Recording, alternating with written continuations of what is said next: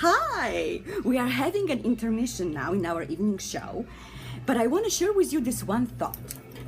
A lot of people love dangerous escapes, things like Houdini did. I don't. Steve finishes every show with a dangerous escape, and even if I know it's a trick, I still worry about his safety, and actually it's not that safe. So I don't get that danger thing. I really don't. I simply get frightened, that's all. It's very unpleasant for me. Harry Houdini died 9 decades ago. To this day, he's still the most famous magician in the world. He was not only a great magician, he invented a whole new type of magic called escapology. This poster of Houdini's escape from a galvanized iron can filled with water was one of the very exciting onstage tricks he performed. The old milk cans looked like that, and he would get inside, they'd fill it up with water, screw on the top tightly, and he was surrounded by a tent. And the audience was very tense, and eventually Houdini would burst through the tent and do the ta-da moment. What they didn't realize is that he would get out very quickly and often would be reading a magazine or a newspaper in there so that he could make the exciting and the tension build for 5 minutes. 5 minutes! Nowadays he couldn't get away with the audience sitting there 5 minutes, and then he would burst through and it looked like it just was a very difficult escape. This poster of Houdini buried alive, Egyptian fakirs outdone, it is showing him in a coffin that's buried, and he was going to do this on stage in a clear container filled with sand. He'd be buried in the coffin and escape. And much like the exploitation filmmakers that would make the poster before they actually made the film, this poster was made to advertise that trick. He never quite got it on stage. He never figured it out. He passed away before he put it up there, but we got this really terrific poster still. This artwork depicting Houdini hanging off the edge of a building, upside down in a straitjacket that he's escaping from, was used to advertise his film, The Grim Game. One of the details I like about it most is that the decoration on his straitjacket looks exactly like the acetate film with the sprocket holes that the movie was recorded on.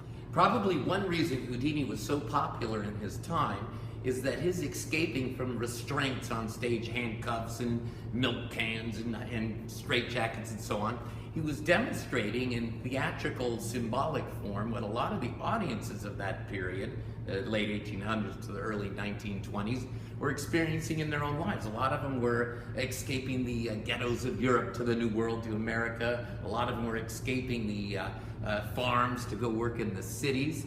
And of all the big stars, he was the only one of his generation that regularly appeared naked in all his publicity photos.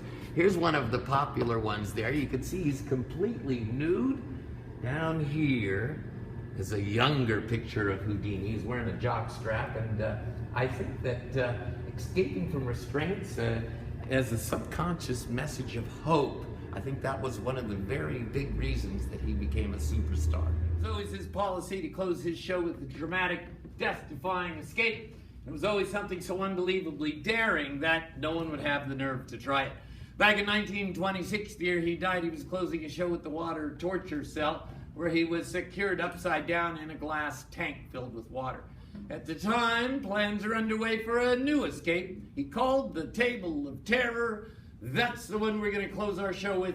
Quick warning, if you're easily frightened, have a weak heart, now's the time to leave. That said, it's our pleasure to close the show with the Table of Terror.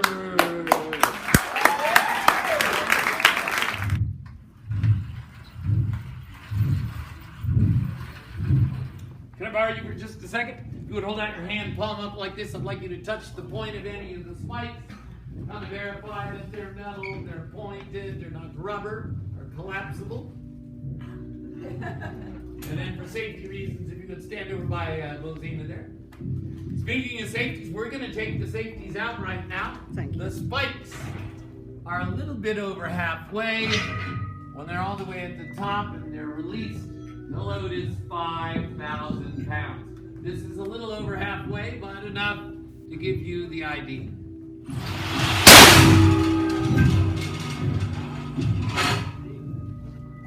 In a moment, the spikes are going to be at the top.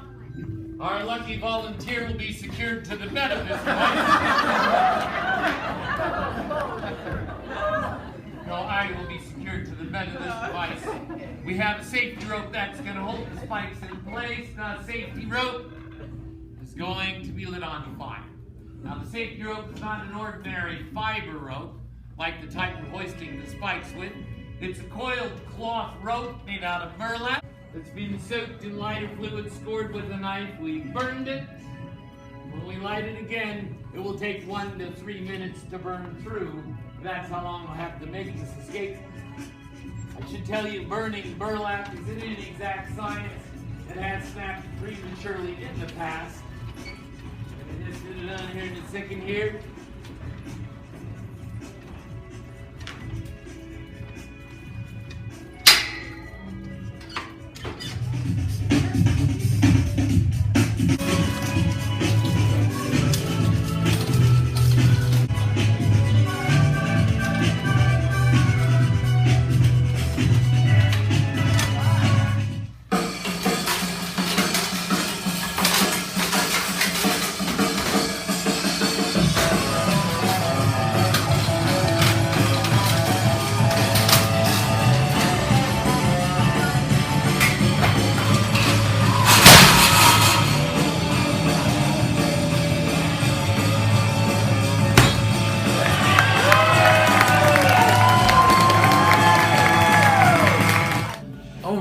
My gosh, lots of screams today from the table of terror. It's like every face had Eddie Monk's face, his poster, his painting on there.